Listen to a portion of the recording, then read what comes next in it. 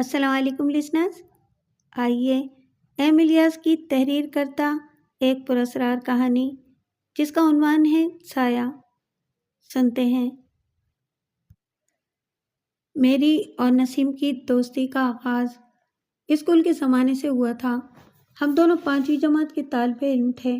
School میں ہندو لڑکے لڑکیاں بھی زیر تعلیم تھیں، مسلمانوں کے لڑکے بھی تھے جن کا تعلق امیر کبیر گھرانوں سے تھا، لیکن ہم دونوں نے امیر گھرانوں کے لڑکوں سے دوستیاں اس لیے نہیں کی کہ ان میں دولت کا غرور اور تکبر تھا۔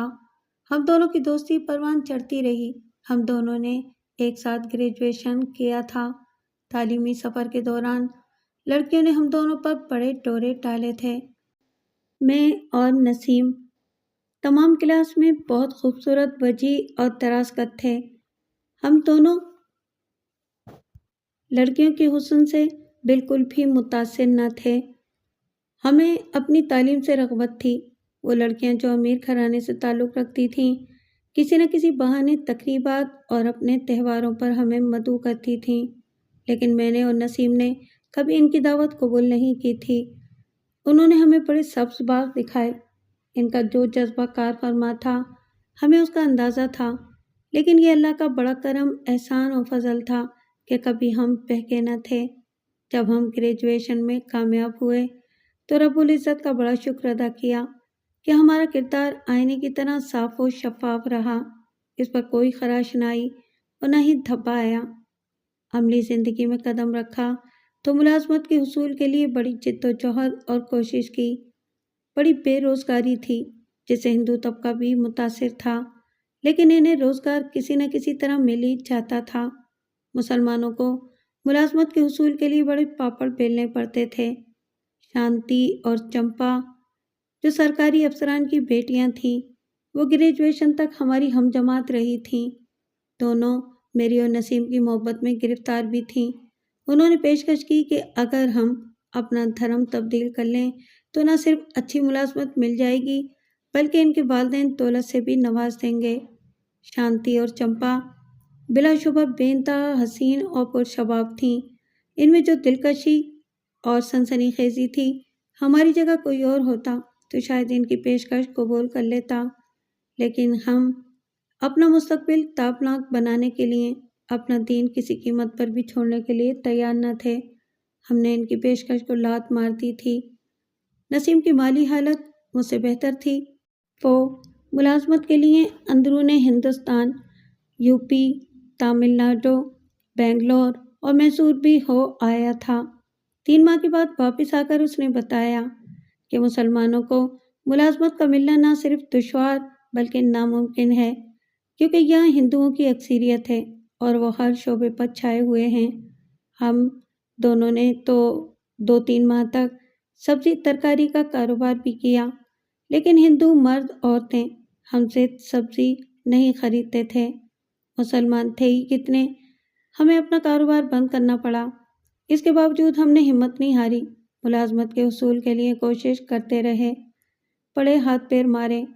کولکتہ ہندوستان کا بڑا شہر تھا۔ جتنا بڑا تھا اس میں اتنی بے روزگاری بھی تھی۔ کسی محکمے میں کسی مسلمان کے لیے ملازمت نہ تھی۔ نسیم نے ایک دن مجھ سے کہا، یار، میں نے بہت سوچ بچار کے بعد یہ فیصلہ کیا ہے کہ باہر جا کر ملازمت کے حصول کی کوشش کرتا ہوں۔ شیلانگ جا کر قسمت آزمائی کرتا ہوں، شاید وہاں کوئی نہ کوئی ملازمت مل جائے۔ میں نے اس کی حوصلہ افزائی کی۔ شیلانگ پہنچنے کے 2 ماہ کی دوڑ دھوپ کے بعد آخرکار اسے ایک بینک میں ملازمت مل گئی۔ اس نے مجھے خط لکھا کہ میں شیلانگ آ جاؤں تو مجھے بھی ملازمت مل سکتی ہے۔ میں شیلانگ اس لیے نہیں جا سکتا تھا کہ میں اپنی بیوہ بیمار ماں کا اکلوتا بیٹا تھا۔ ان کی بیماری میری ترقی کی راہ میں بڑی رکاوٹ تھی۔ میں خود غرض، بے حس اور لاپرواہ نہیں تھا جو ماں جیسی عزیز ہستی کو حالات کے رحم و کرم پر چھوڑ جاتا۔ ماں جیسی عظیم ہستی دنیا میں کوئی اور نہیں ہوتی ہے۔ ماں کی ممتا میرے لیے کسی انمول خزانے سے کم نہیں تھی۔ کوئی 1 برس بعد میری ماں کا طویل علالت کے بعد انتقال ہوا تو ان کی محبت، شفقت اور ممتا کے گھنے سائے سے میں ہمیشہ کے لیے محروم ہو گیا۔ مجھے اپنی دنیا اندھیر، ویران اور اجاڑ سی نظر آنے لگی۔ میں نہایت اداس اور غمگین رہنے لگا۔ نسیم سے میری خط و کتابت کا سلسلہ باقاعدگی سے جاری تھا۔ جب اسے میری والدہ کی وفات کی اطلاع پہنچی تو اس نے لکھا کہ میں فوراً پہنچوں، وہ میری بے چینی سے منتظر ہے۔ اس نے یہ بھی لکھا تھا کہ ایک بینک میں اسامی خالی ہے۔ میں ایک آڑت میں منشی کا کام کر رہا تھا۔ پھر میں نے آسام جانے میں ایک پل کی دیر بھی نہیں کی۔ میں نے منشی کی ملازمت کو خیر بات کہہ دیا۔ یوں بھی میرا مالک جو ہندو تھا بہت کم تنخواہ دیتا تھا، جس سے میرا گزارا بھی بڑی مشکل سے ہوتا تھا۔ آسام جانے کے لیے مجھے رقم کی ضرورت تھی۔ میں نے اپنی ماں کے شادی کے زیورات جو سنبھال کر رکھے ہوئے تھے فروخت کر دیے۔ نسیم میرے پہنچنے پر بہت خوش ہوا۔ اس کے توسط اور سفارش سے مجھے ایک بینک میں ملازمت مل گئی، جس کی مجھے توقع نہیں تھی۔ نسیم کی محبت میں دو چند اضافہ ہو گیا تھا۔ اس نے اپنی محبت میں کوئی کسر نہ اٹھا رکھی تھی۔ اس کے مکان میں 2 کمرے تھے۔ اس نے مجھے رہائش کے لیے اوپر والا کمرہ دے دیا تھا۔ یہاں آ کر میں ایک نئے مسئلے سے دوچار ہو گیا، اور اس کی وجہ اس کی بیوی ساحرہ تھی۔ ساحرہ آسامی حسن و شباب کا نادر نمونہ تھی۔ وہ ایک پرکشش اور پرشباب عورت تھی۔ وہ ایک غریب ماں باپ کی بیٹی تھی، لیکن اپنی اوقات بھول چکی تھی۔ اسے اپنے حسن و شباب پر بڑا ناز اور غرور تھا۔ وہ صرف نام کی ہی نہیں، حقیقتاً ایک ساحرہ ہی تھی، جو اس کی طرف دیکھتا دل تھام لیتا تھا۔ آسام میں بھی بڑی غربت تھی، افلاس تھا۔ اس کی چھوٹی بہن روانہ تھی، وہ بھی بہت حسین تھی۔ ساحرہ چاہتی تھی کہ میں اس سے شادی کر لوں۔ میں شاید اس سے شادی کر بھی لیتا، لیکن میں سنجیدہ تھا، اس لیے میں نے جلد بازی نہیں کی۔ میں کوئی جذباتی فیصلہ کرنا نہیں چاہتا تھا۔ اس میں شک نہیں تھا کہ کوئی شخص اسے اپنا کر ناز کر سکتا تھا، لیکن میں نے محسوس کیا تھا کہ اس کی حرکات و سکنات کچھ نامناسب ہیں۔ اس کے علاوہ وہ خود سر لڑکی تھی۔ اسے گھر کے رموز سے کوئی دلچسپی نہیں ہے۔ میری تنخواہ اس کے لباس اور فرمائشوں کی متحمل نہیں ہو سکتی ہے۔ میں ایک ایسی لڑکی سے شادی کر کے گھر کیسے بسا سکتا تھا جو ایک رنگین تتلی کے مانند ادھر ادھر اڑتی پھرتی تھی؟ میں نے اس کی باتوں، حرکات و سکنات سے صاف محسوس کر لیا تھا کہ وہ ایک ایسی لڑکی ہے جو اپنے شوہر کو سن مرید اور کٹ پتلی بنا کے رکھنا چاہتی ہے۔ میں نے یہ کہہ کر بڑی خوبصورتی سے ساحرہ کو ٹال دیا کہ میرا ارادہ ابھی شادی کرنے کا نہیں ہے۔ وہ میری اور نسیم کی دوستی سے پسند ہو گئی تھی، اس لیے میرے ساتھ سرد میری سے پیش آتی تھی، اور اس کا سلوک بھی حقارت آمیز تھا۔ اس کے برعکس نسیم کا رویہ انتہائی محبت آمیز تھا۔ اس کی ہر ممکن کوشش ہوتی تھی کہ میں اس کی بیوی کی باتوں کا بالکل بھی برا نہ مانوں، اس کی باتیں ایک کان سے سنوں اور دوسرے کان سے نکال دوں۔ مجھ سے مایوس ہو کر وہ ایک شادی شدہ مرد کے ساتھ کولکتہ بھاگ گئی۔ وہ مرد زمیندار کا بڑا بیٹا تھا۔ اس زمیندار کے لڑکے نے ساحرہ کی بہن کو تحائف دے کر اپنا اسیر بنا لیا۔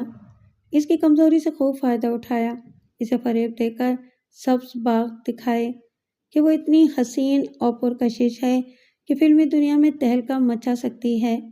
اس کا سراپا ایسا دلکش ہے کہ فلم ساز ہاتھوں ہاتھ لے لیں گے۔ وہ بنگال کی فلمی دنیا کی سب سے حسین اداکارہ بن جائے گی۔ وہ کولکتہ پہنچ کر 1 ہفتے تک ہوٹل میں ٹھہرا، پھر اسے کولکتہ کے بازار حسن سوناگاچی لے گیا اور وہاں اسے فروخت کر دیا۔ ساحرہ کی بہن کا یہی انجام اور حشر ہونا تھا۔ اس کی آوارگی اور غرور اسے لے ڈوبا تھا۔ ساحرہ کی بد مزاجی کم ہونے کے بجائے بڑھتی چلی گئی۔ گھر کی فضا میں تلخیاں کھلنے لگیں۔ میں نے نسیم سے کہا کہ وہ مجھے 1 کمرے کا مکان لے کر دے دے، لیکن اس نے میری ایک نہ مانی اور نہ ہی مجھے کہیں اور رہنے کی اجازت دی۔ میں ہر وقت کی بک بک سے سخت پریشان تھا۔ میں سوچتا رہتا تھا کہ نسیم کو کیسے سمجھاؤں۔ میں نہیں چاہتا تھا کہ میرا عزیز دوست سکون سے نہ رہے۔ ایک روز میرے ذہن میں ایک تدبیر آئی جو میرے خیال میں بہت مؤثر تھی۔ میں دفتر سے واپسی پر اپنا دل بہلانے اور وقت گزارنے کے لیے شہر سے باہر نکل جاتا تھا، تاکہ یہ میاں بیوی تنہائی حاصل کر سکیں۔ آسام بڑا زرخیز علاقہ ہے۔ میں جہاں جاتا تھا وہاں نشیب زاروں کی خوشبو رچی بسی رہتی تھی۔ خوشگوار خاموشیوں اور سیر انگیز تنہائیوں میں بیٹھ کر ہری بھری وادی کے قدرتی مناظر سے لطف اندوز ہوتا اور ان میں کھو جاتا، اور پان کی بیلوں سے لدی ہوئی بیلوں جنگلی پھولوں میں سکون حاصل کرتا۔ ساگودانے کے تمام اشجار اور سپاری کی طرح دار درخت میرے ساتھی ہوتے اور میں اس وقت سبزے کی نرم نرم آغوش میں سکون سا محسوس کرتا۔ سوہا شیلانگ سے 18 کلومیٹر دور ایک ایسا گاؤں تھا جس کی خوبصورتی کے چرچے اس طرح عام تھے جس طرح ایک حسینہ کے ہوتے ہیں۔ اس کی دلکشی دل موہ لینے والی تھی۔ آسام گو ایک خوبصورت شہر تھا، لیکن سوہا ایسا گاؤں تھا جس کا کوئی ثانی نہ تھا۔ یہ جگہ مجھے تمام دوسرے تفریحی مقامات سے زیادہ پسند تھی اور میں یہاں آتا رہتا تھا۔ میں اکثر اتوار کے روز یہاں آتا اور رومانی سرزمین اور خوبصورت خطے میں تنہا بیٹھ کر قدرت کی صناعی کا مطالعہ کرتا۔ اکثر سیاح بھی آسام کی سیاحت پر آتے تھے۔ ان کے پاس برٹش پاؤنڈ اور ڈالر ہوا کرتا تھا۔ $1 کے مقامی اور ہندوستانی کرنسی میں تقریباً 200 روپے ملا کرتے تھے۔ ان سیاحوں کے نزدیک شباب و شراب کوڑیوں کے دام ہوتے تھے۔ غیر ملکی کرنسی نے نہ صرف متوسط گھرانوں کی عورتوں بلکہ کالج، یونیورسٹی اور ہائی اسکول کی طالبات کو بھی متاثر کیا تھا۔ آسامی حسن و شباب میں ایک تیکھا پن تھا۔ وہ بنگالی لڑکیوں کے مقابلے میں بڑی دلکش اور سحر انگیز لگتی تھیں۔ ان کے چہروں کے نقوش میں بھی ایک عجیب سا تیکھا پن ہوتا تھا، اس لیے سیاح آسام کا رخ کرتے تھے۔ یہ وہ زمانہ تھا جب آسامی قوم میں جو ہندو دھرم کے تھے، ان لوگوں میں مردہ دفن کرنے اور چتا جلانے کا رواج بالکل نہ تھا۔ یہ لوگ مردے کو آخری رسوم کی ادائیگی کے بعد لاش کسی خوشنما پیڑ کے نیچے رکھ دیتے تھے، جہاں وہ کسی بھی جنگلی جانور کی خوراک بن جاتا تھا۔ مجھے حیرت اور دکھ ہوتا کہ وہ انسانی لاش کو جانوروں اور درندوں کی خوراک کیوں بناتے ہیں، جبکہ ہندو اور بدھ مت کے لوگ اپنے مردوں کو نذر آتش کرتے تھے۔ درختوں کے کنارے پر اکثر ڈھانچے بکھرے ہوئے اور شکستہ کھوپڑیاں پڑی ہوئی ملتی تھیں، جنہیں دیکھ کر رگوں میں خون سرد اور منجمد ہو جاتا اور ریڑھ کی ہڈی میں سنسنی کسی خنجر کے نوک کی طرح اتر جاتی۔ ادھر جو رومانی جوڑے آتے تھے، چونکہ ان کے علم میں تھا اس لیے وہ ادھر کا رخ نہیں کرتے تھے۔ یہاں نوعمر طالب علم جوڑے آیا کرتے اور یہ مناظر دیکھ کر کسی ندی یا جھیل پر جا کر وقت گزاری کرتے۔ ایک روز ایک خوبصورت دلدل کے کنارے میں بیٹھا نسیم اور اس کی بیوی کے لیے رنگین اور خوبصورت پر جمع کر رہا تھا۔ قریب ہی ایک کوہنا منہ سر پڑا تھا۔ میں نے اسے ارادی طور پر اٹھا لیا کہ اس میں پروں کو بھر دوں۔ میں اس میں پر بھرتا رہا، لیکن جب اس شکل سے فارغ ہوا اور کھوپڑی سے پر نکالے تو مجھے خیال آیا کہ یہ بھی میرے جیسے کسی انسان کا سر ہے۔ پھر سوچا کہ نہ جانے اپنی زندگی میں یہ شخص اپنے سر کو اونچا کر کے غرور اور تکبر سے اکڑ کے چلتا ہوگا، اور نہ معلوم اس کے دماغ میں کیا جوہر بھرے ہوں گے۔ پھر اس دنیا کے بے ثباتی کا نقشہ میرے سامنے آ گیا، انسانی سر کی ہڈی کا ایسا دردناک انجام۔ ہم بھولے سے بھی اس انجام کے بارے میں نہیں سوچتے۔ میرا دل اندر ہی اندر بجھ گیا اور میں دیر تک سر پکڑے اسرار عجیب پر غور کرتا رہا۔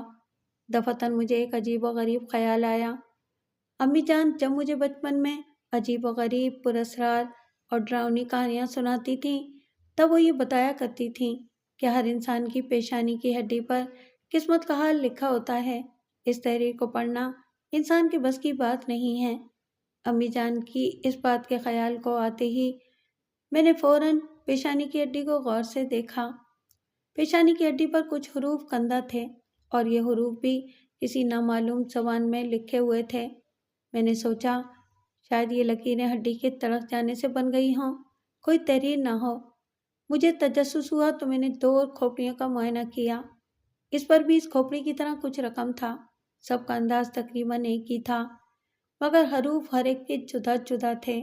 اس کا مطلب یہی تھا کہ ان کی اپنی اپنی قسمت قدریں مختلف تھی۔ میں تھوڑی دیر تک سوچ بچار کرنے کے بعد इन तीनों खोपड़ियों को साथ ले आया। मैं बचपन ही से पुरतजस्सुस वाक़िफ़ हुआ था। जब कोई नई और अनहोनी चीज़ मेरे सामने आती थी तो इसके बारे में जानने के लिए मेरा इश्तियाक जुनून इख्तियार कर जाता था। मेरे लिए फुर्सत में एक मशग़ला हाथ आ गया था। मैं रोज़ाना रात के वक्त तन्हाई में बैठकर इन तहरीरों पर दिमाग सोज़ी करने लगा। मेरे लिए खोपड़ियों पर दर्ज वो तहरीर एक मुअम्मा थी। मैंने अपने कुछ दोस्तों से इसका जिक्र किया और इनकी तवज्जो इस जानिब मबज़ूल कराई, लेकिन वो भी कुछ समझ ना सके। देखते ही देखते 8 माह का अरसा तेज़ी से बीत गया।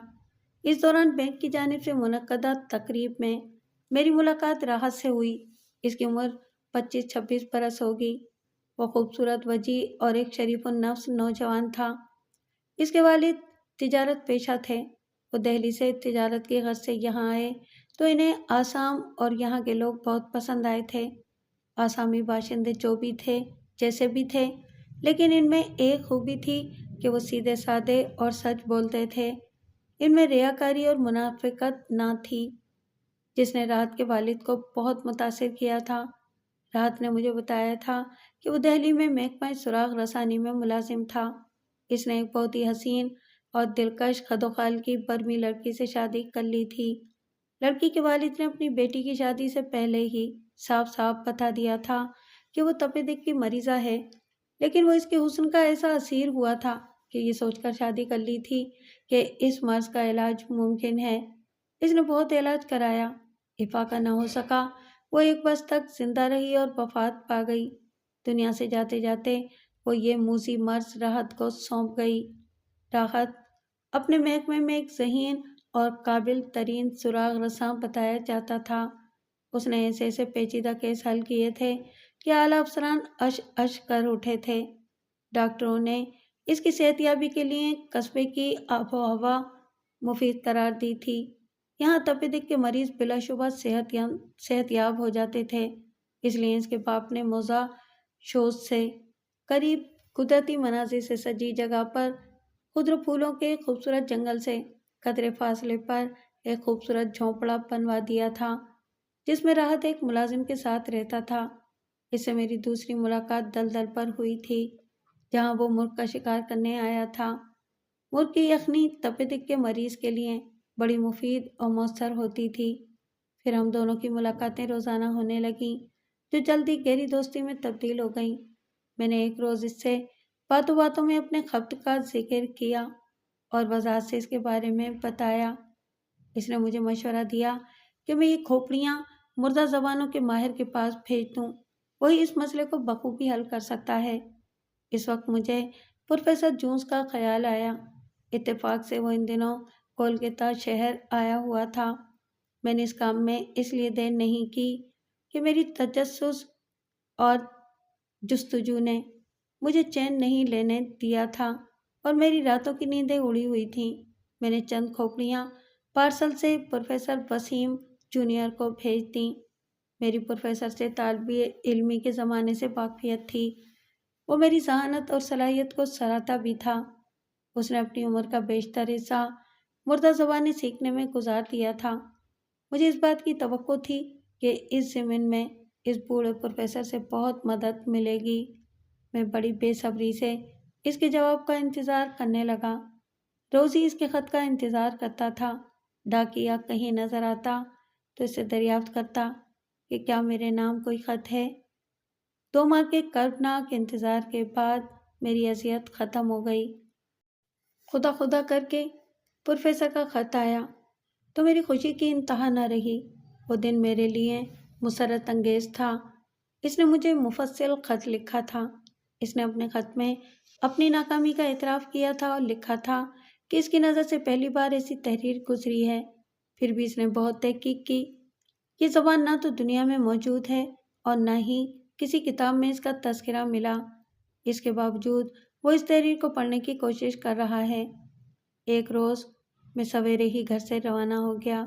कोई 10 बजे मैं शूज़ पहुंच गया। राहत का घर यहाँ से 3 मील के फासले पर वाक़ था।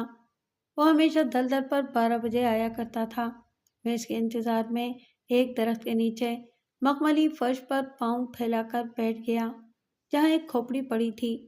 कोई दरख्त ऐसा न था जिसके सामने खोपड़ियाँ न पड़ी हों। मेरे सामने जो खोपड़ी थी वो जिसामत में दूसरी खोपड़ियों के मुकाबले में कदरे बड़ी थी। मुझे ख्याल आया कि ये खोपड़ी किसी आदी दिमाग शख्स की होगी, मगर इसकी ज़बू हाली से मेरे दिल पर एक चाबुक सी लगी, जिसकी ज़ब से मेरे दिल को ऐसा सदमा हुआ कि इसने मेरी आंखें नमनाक कर दी। चंद लम्हों बाद मुझसे रहा न गया तो मैंने इसे उठा लिया और एक पागल की तरह इससे मुखातिब होकर कहने लगा, ए दोस्त, तुम क्यों इतने खस्ता हो रहे हो? वो कौन सी ऐसी ज़बरदस्त ताकत है जिसने तुम्हें इस कदर पसपा कर दिया? आह, तुम मौत का जाम चख चुके हो। क्या तुम बता सकते हो कि इसका जायका कैसा था? एन इसी वक्त एक आबी परिंदा जो दरख्त की एक शाख पर बैठा मेरी जानिब देख रहा था, नहायत दिक्कत आमेज आवाज़ से बेख्तियार चीखने लगा, तल्ख तल्ख तल्ख। मैं एकदम से कांप उठा और हयात सानी की बेमायगी पर बेतहाशा रोने लगा। फूट फूट कर जाने कब तक रोता रहा। राहत के आने का वक्त करीब था। मैंने सोचा कि इस खोपड़ी को फेंक दूं, जो किसी अंगारे की तरह महसूस होने लगी थी। जब मैंने इसे फेंकना चाहा तो ऐसा महसूस हुआ कि एक अनजानी ताकत ने मेरी सारी कुव्वत सल्ब कर ली हो। फिर मुझे ऐसा महसूस हुआ कि वो खोपड़ी मुझे अपने अंदर जज्ब कर रही हो। इसने एक फंदा मेरे हलक में डाल दिया और मैं इसके शिकंजे में कसता चला गया। इस वक्त दोपहर हो चुकी थी। सुनसान सब्जा और खामोशी जो सारे माहौल पर तारी थी। वसी दलदल बेसो हरकत, हवा में हल्की हल्की सी कपकपाहट महसूस हो रही थी। चारों तरफ सन्नाटा और मुकम्मल तन्हाई थी। इतवार का दिन था। कोई रूमानी जोड़ा भी दिखाई नहीं दे रहा था। इस शकस्ता माहौल के शहर में जाने क्या बात थी कि मुझे सख्त जाड़ा महसूस होने लगा। मेरे हाथ पैर ऐंठ गए, खून की गर्दिश और हरारत में कमी होने लगी। सीने में सांस भी रुक रुक कर चलने लगा। आंखें खुली थीं, मगर इस पर एक धुंध सी छा रही थी और आंखों में ख़ुनूदगी तारी थी और मैं डूबता जा रहा था। जब मुझे होश आया तो मैं रेशमी घास पर दराज था और मेरा सर राहत के सानों पर था। वो एक पत्ते को चम्मच बनाकर मेरे मुंह में पानी डाल रहा था। अगर वो पानी न पिलाता तो मालूम नहीं मेरा क्या हशर होता। ये पानी मेरे लिए अमृत से कम न था। जब मेरे अकड़े हुए जबड़े ज़रा नर्म हुए तो मैंने इसकी तरफ देखते हुए नकाहत से पूछा, मुझे क्या हो गया था? मैं कहाँ हूँ राहत? मैं इस वक्त बहुत कमज़ोरी महसूस कर रहा हूँ। खुदा का लाख लाख शुक्र है कि तुम्हारी जान बच गई। इसके लहजे से मोहब्बत आया थी। अगर मैं वक्त पर ना आता तो तुम्हारी ज़िंदगी मुहाल थी। मेरी तुमसे इल्तिजा है कि खुदा के लिए तुम इन मनूस खोपड़ियों का ख्याल दिल से निकाल दो, वरना तुम आसेबज़दा होकर रह जाओगे। ये तुम्हें नाकारा कर देंगी। इस मौजू पर इससे बहस व तकरार फजूल थी। वापसी से कुछ देर पहले एक मुर्ग पकड़ने के लिए मैं तेज़ी से दौड़ा तो वो खोपड़ी जिसके तिलिस्मी असर से थोड़ी देर पहले मैं बेहोश हुआ था, उठाकर मैंने अपने सफरी बैग में डाल दी और अपने घर चला आया। मैंने दूसरे दिन रात को नीम ख्वाबी की हालत में अपने कमरे में एक सफ़ेद साया चलता फिरता देखा तो खौफ की शिद्दत से मेरी नींद उड़ गई। मुझे इस खोपड़ी के मुतालिक वहमा पैदा हुआ। मैंने सोचा कि कहीं ये इस खोपड़ी की कारिस्तानी तो नहीं है। मैंने इस खोपड़ी को फेंकने के इरादे से बैग से निकाला। दूसरे लम्हे मेरा सीना धक से रह गया क्योंकि खोपड़ी गायब थी। मेरे जहन पर ऐसी दहशत छा गई थी कि मैं सारी रात एक लम्हे के लिए भी सो न सका था। रात भर बिस्तर पर करवटें बदलता रहा। आंखें बंद करता तो वो खोपड़ी दिखाई देती। मैंने किसी ज़रूरत से दोबारा बैग खोला तो वो खोपड़ी मौजूद थी। सोचने के बाद मैं इस फैसले पर पहुंचा कि रात खौफ और सरासीमगी की वजह से और मलकजा अंधेरा होने के बायस मैं अच्छी तरह देख नहीं पाया। मैं तमाम दिन इस ख्याल में खोया रहा। रात को मेरे साथ वही मामला पेश आया। मैंने अपना शक रफ़े करने की गर्ज से फौरन ही अपना बैग खोलकर देखा तो खोपड़ी गायब थी। रात ज्यों त्यों करके काटी जो एक अजाब से कम नहीं थी। सुबह जब मैंने आजमाइश के लिए बैग खोला तो खोपड़ी इसमें मौजूद थी। ये एक ऐसा अजीब व गरीब इसरार था जिसने मुझे दहशत ज़दा कर दिया और मैं हवास बाख्ता हो गया اب میں اسے کسی قیمت پر ایک پل کے لیے بھی اپنے پاس رکھنا نہیں چاہتا تھا، اس لیے میں نے اسے اٹھا کر مکان کے پچھواڑے بدھوں کے شکستہ مندر کی طرف پھینک دیا، مگر اس کے باوجود بھی وہ سایہ نہ ٹلا، جس کی وجہ سے میں بہت متفکر اور پریشان ہوا، لیکن میں نے کسی سے اس کا ذکر نہیں کیا۔ آخر وہی ہوا جس کا ڈر تھا۔ میرے دل میں خلش کی پھانس گڑ گئی تھی۔ میرے دل کو ایک دھڑکا سا لگا ہوا تھا کہ یہ کھوپڑی کسی دن کوئی گل کھلائے گی۔ ایک دن عجیب چونکا دینے والا واقعہ پیش آیا۔ آدھی رات کا وقت تھا، میں تھوڑی دیر پہلے ہی سویا تھا، گہری نیند میں ڈوبا ہوا تھا کہ شور کے باعث میری نیند ٹوٹ گئی۔ نسیم کی خوابگاہ سائرہ کی چیخوں کی آواز سے گونج رہی تھی، پورے گھر میں کھلبلی سی مچ گئی تھی۔ میں بدحواسی کے عالم میں ننگے پاؤں دوڑتا ہوا اس کی خوابگاہ تک پہنچا۔ اس لمحے میری سمجھ میں کچھ نہیں آیا کہ سائرہ کیوں چیخ رہی ہے۔ کوئی سانپ یا ناگ وغیرہ تو کچھ نہیں آیا۔ آسام میں ان موذی جانوروں کی بہتات تھی۔ کمرے کا دروازہ کھلا ہوا تھا اور کمرے میں تیز روشنی ہو رہی تھی۔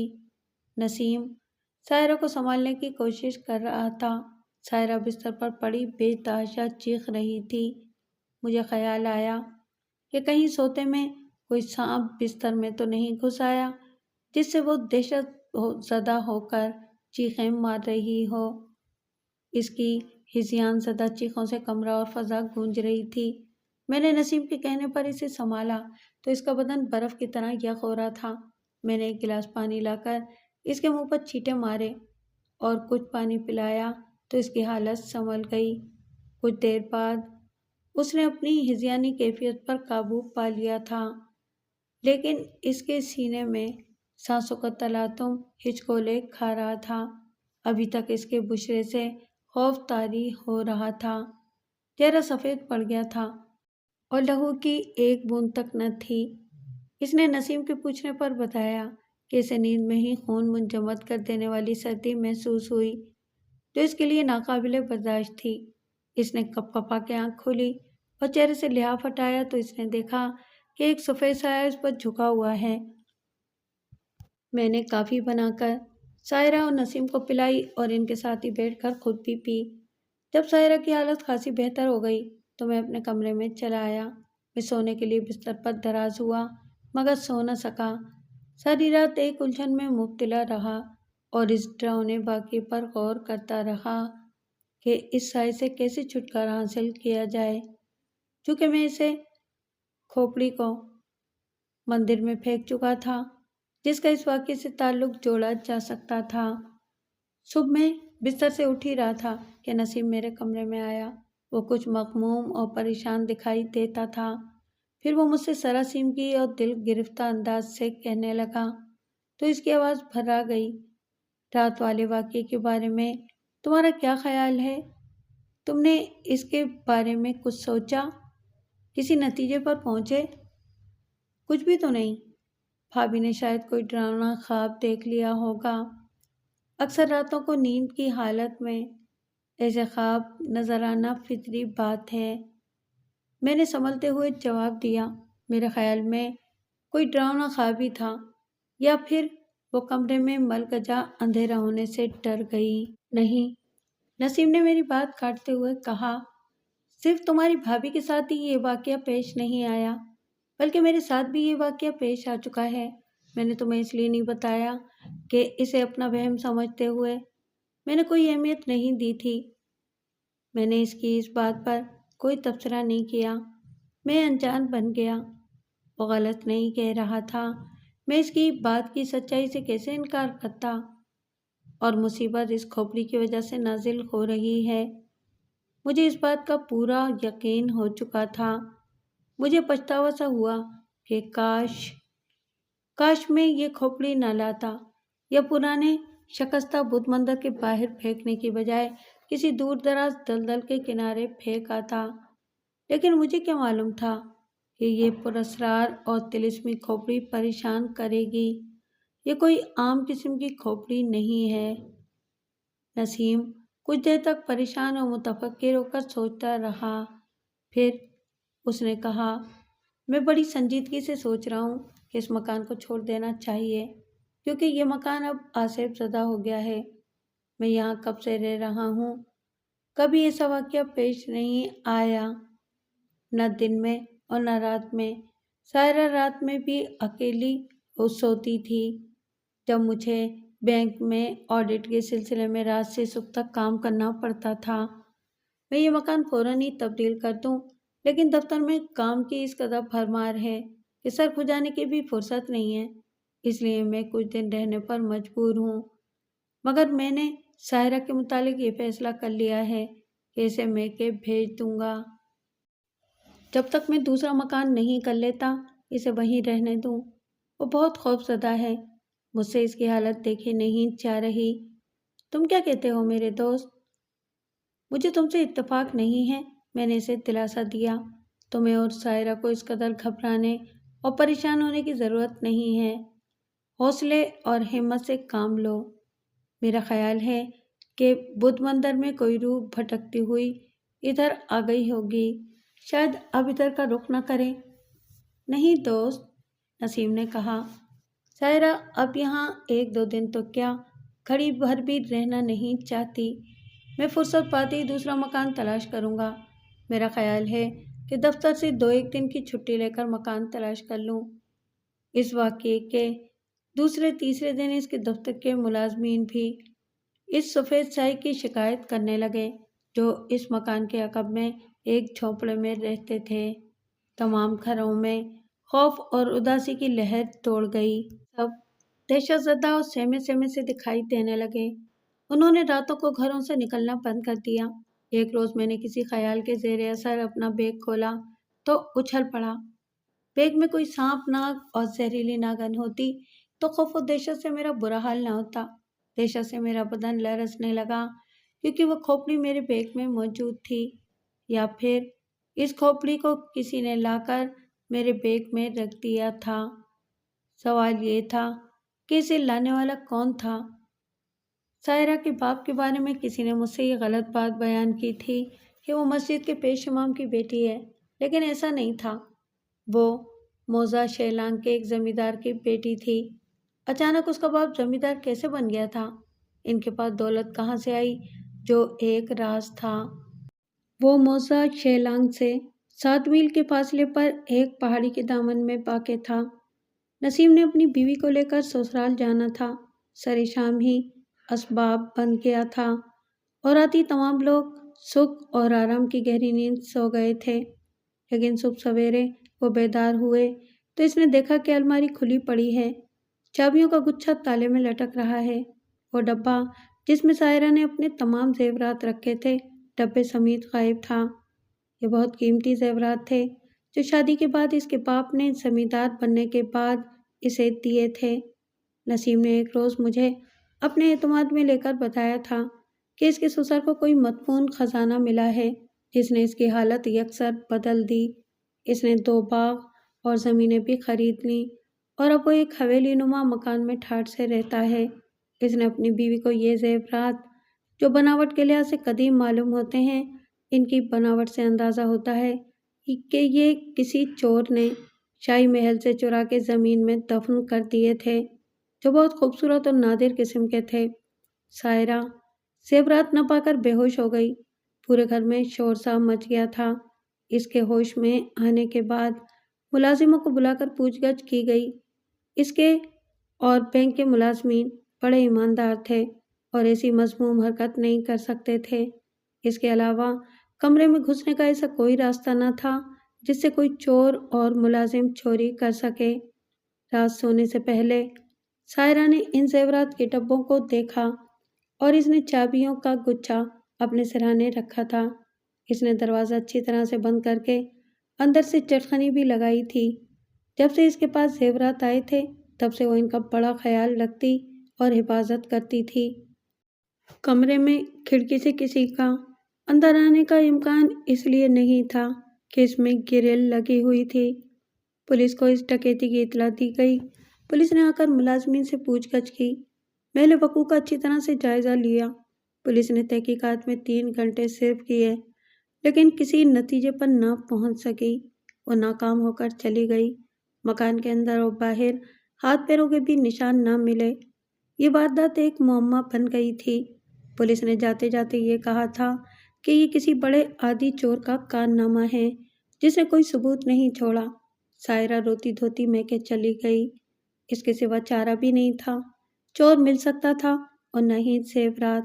میرے دل کے کسی کونے میں ایک خوف کسی سانپ کی طرح کنڈلی مار کے بیٹھا تھا کہ کہیں سائرہ مجھ پر شک کا اظہار نہ کر دے اور مجھے مورد الزام نہ ٹھہرا دے، لیکن اس نے ایسا نہیں کیا۔ میں نے دل میں اللہ کا شکر ادا کیا۔ پولیس کی آمد و رفت کے باعث میں نے یہ خیال کیا کہ شاید ساحرہ میرے خلاف زہر اگلے گی، کیونکہ اس کے دل میں میرے خلاف جو نفرت تھی وہ کم نہ ہوئی تھی، جس کا اظہار ہوتا رہتا تھا، لیکن میں نے کبھی احتجاج نہیں کیا۔ نسیم کا معمول تھا کہ وہ ہر ہفتے کی شام اپنے سسرال جاتا اور اتوار کا دن گزار کے پیر کی صبح وہاں سے واپس آتا تھا، کیونکہ پولیس کی تحقیقات کا سلسلہ ابھی بھی جاری تھا، اس لیے میرا گھر پہ رہنا ضروری تھا۔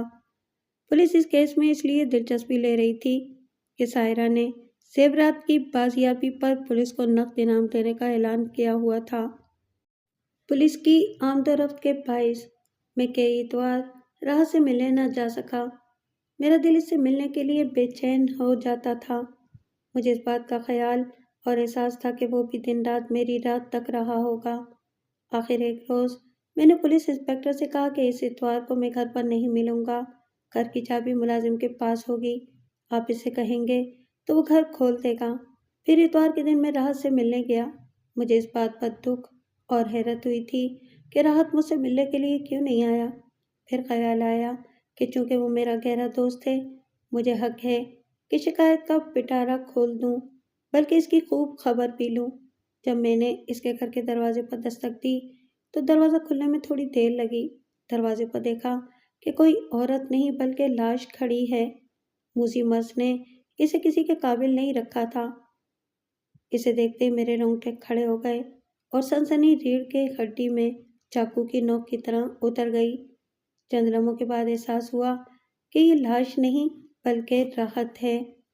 وہ یکسر پہچانا نہیں جاتا تھا۔ وہ ہڈیوں کا پنجر لگ رہا تھا اور سوکھ کر کانٹا ہو گیا تھا، لیکن حیرت کی بات یہ تھی کہ اس کے چہرے پر غیر معمولی رونق اور شادابی دکھائی دیتی تھی۔ اس کی آنکھوں میں بجلی کی سی چمک تھی۔ جب اس نے میرا ہاتھ اپنے ہاتھ میں لیا تو وہ سرد نہیں بلکہ گرم تھا۔ وہ مجھے اندر لے گیا۔ اس سے پہلے کہ میں اس سے کچھ کہتا، شکوہ شکایتوں کا دفتر کھولتا، اس نے بتایا، میں کوئی 10 دن سے بخار کی حالت میں تپتا اور ہذیان پکتا رہا ہوں۔ بخار تھا کہ اترنے کا نام ہی نہیں لے رہا تھا۔ ڈاکٹروں کی دوا اور انجیکشن سے کوئی افاقہ نہیں ہوا۔ پھر میں نے ایک سنیاسی کو دکھایا تو اس کی ایک ہی پڑیا سے بخار اتر گیا۔ اب مجھے بھوک بھی خوب لگتی ہے، صرف کمزوری باقی ہے۔ سنیاسی کا کہنا ہے کہ مجھے مکمل صحت یاب ہونے میں 6-7 دن لگیں گے۔ اب میں تینوں وقت پیٹ بھر کے کھانے لگا ہوں۔ میں سورج ڈوبنے سے کچھ دیر پہلے تک اس کے پاس رہا۔ دوران گفتگو جب میں نے اسے نسیم کے ہاں پراسرار اور سنسنی خیز چوری کا احوال سنایا تو اس نے ایک سراغ رساں کے انداز میں سارا واقعہ سنا۔ پھر وہ کسی گہری سوچ میں غرق ہو گیا۔ پھر اس نے سر اٹھا کر میری طرف دیکھا اور ایک لمبی سرد آہ بھر کے کہا، کاش مجھ میں اتنی سخت اور طاقت ہوتی کہ میں وہاں چل کر جا سکتا۔ پولیس اس واردات کا جو اصرار ہے ساری زندگی سراغ نہیں لگا سکتی، کیونکہ اس کی سوچ اور طریقہ تفتیش فرسودہ ہے۔ انہیں صرف شک کرنا اور بے مقصد لوگوں کو پکڑنا اور اپنی حوالات میں بند کرنا، تشدد کا نشانہ بنانا، ایذا دینا آتا ہے، اور وہ اس فن میں ماہر ہوتے ہیں۔ تو میری صحت کے لیے دعا کرو کہ میں جلدی اچھا ہو جاؤں۔ میں وہاں آ کر نہ صرف چٹکیوں میں سراغ لگا لوں گا بلکہ مسروقہ مال بھی برآمد کرا دوں گا۔ اس قدر قیمتی زیورات کا فروخت ہونا ناممکن ہے۔ چور نے انہیں فروخت نہیں کیا ہوگا۔ اس نے مجھے اپنی پیشہ ورانہ زندگی میں پراسرار چوریوں کے کئی ناقابل یقین قسم کے واقعات سنائے تو اس نے فوراً سراغ لگا لیے تھے۔ اس کے ان واقعات کو سننے میں وقت آسانی سے کٹ گیا۔ واقعات نہ صرف بے حد دلچسپ بلکہ انتہائی پراسرار اور سنسنی خیز بھی تھے۔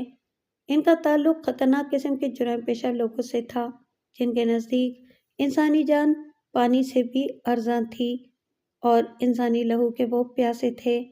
میں اس کی ذہانت اور بہادری پر عش عش کر اٹھا تھا۔ اگر وہ بیمار نہ ہوتا اور ملازمت کر رہا ہوتا تو شرلک ہومز جیسا مقام یقیناً حاصل کر لیتا۔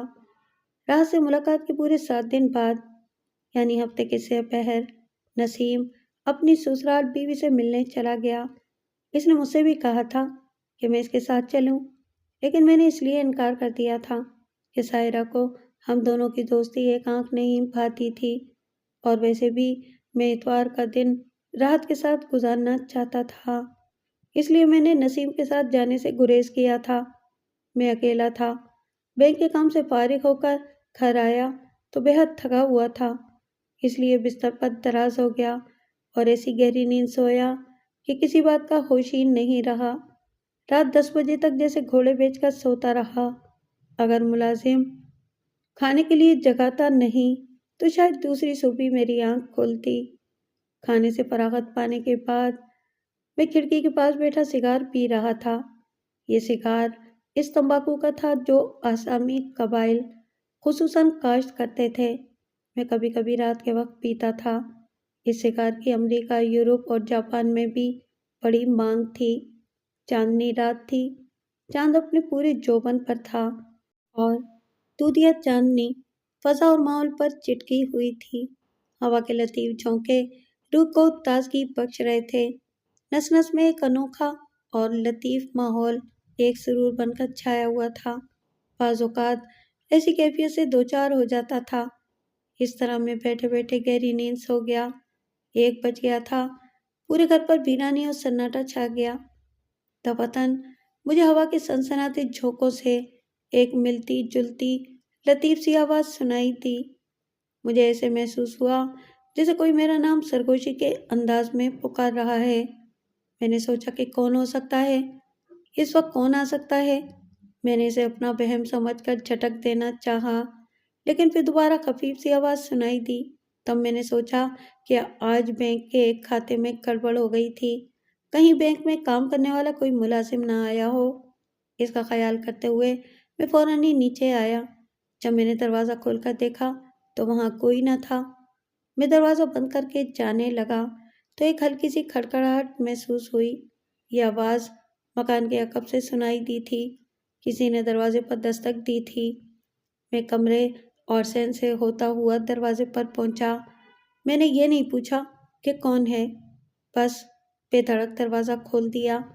ہمارے اس مکان کے پیچھے بدھوں کا ایک ویران، قدیم اور نیم شکستہ مندر تھا، جس کے بیرونی احاطے میں گنجان اور بوڑھے درخت تھے۔ خودرو گھاس اونچی اونچی اگی ہوئی تھی اور بے ترتیب سی تھی، گو کہ چاندنی رات تھی۔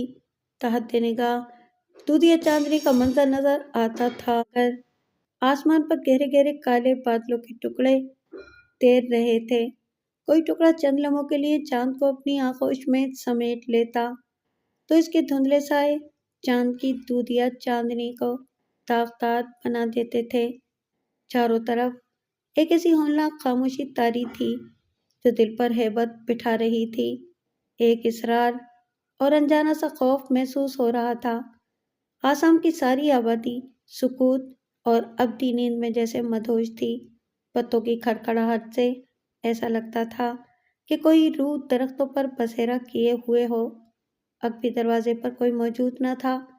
شاید میری سماعت کا فطور تھا جو میں نے اپنا نام سنا۔ جب میں چاروں طرف کا جائزہ لے رہا تھا تو میری نگاہ مندر کے احاطے کی شکستہ دیوار کی منڈیر پر پڑی۔ میرا دل زور زور سے دھڑکنے لگا۔ میں نے ایک سفید سایہ دیکھا جو واضح نہیں تھا۔ خوف کی لہر نے میرا خون خشک کر دیا۔ میں دروازہ بند کرنے والا ہی تھا کہ نادیدہ آواز نے پھر میرا نام لے کر پکارا۔ کیا یہ آواز کسی انسان کی ہو سکتی ہے؟ میرے دل نے کہا۔ یہ آواز ویران اور کھوکھلی تھی، جیسے قبر کی تہوں سے نکلی ہو یا کسی گہرے کنویں کی تہ سے پکارا گیا ہو۔ اس آواز کو سن کر میں دہشت زدہ ہو گیا اور میرا بدن لرزنے لگا۔ تاہم میں نے حوصلہ کر کے اپنے حواس قابو میں کیے، پھر اپنی طاقت جمع کی۔ میں نے سوچا کہ پوچھوں تو صحیح کہ وہ کون ہے جو پراسرار انداز سے مجھے پکارے جا رہا ہے۔ تم کون ہو؟ میں نے ہمت کر کے لرزیدہ سی آواز میں پوچھا۔ تم کہاں ہو؟ میں راحت ہوں، اس بھونڈی کرخت اور بے کس آواز نے جواب دیا۔ تم نے میری آواز نہیں پہچانی؟ راحت؟ خوف اور تعجب کے ملے جلے احساس سے میرا دل کانپ اٹھا۔ میں نے سوچا کہ کیا کروں؟ پھر میں دوستی اور مروت میں اس آواز کی سمت بڑھا، لیکن مجھے اس کے قریب جانے کی ہمت نہ ہوئی۔ حالانکہ وہ سفید سایہ کسی بدرو کا نہیں تھا، وہ سچ مچ راحت ہی تھا۔ قریب پہنچ کر اس کی پہچان بھی ہو گئی تو جان میں جان آئی۔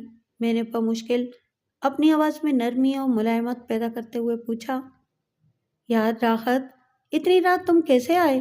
خیریت تو ہے؟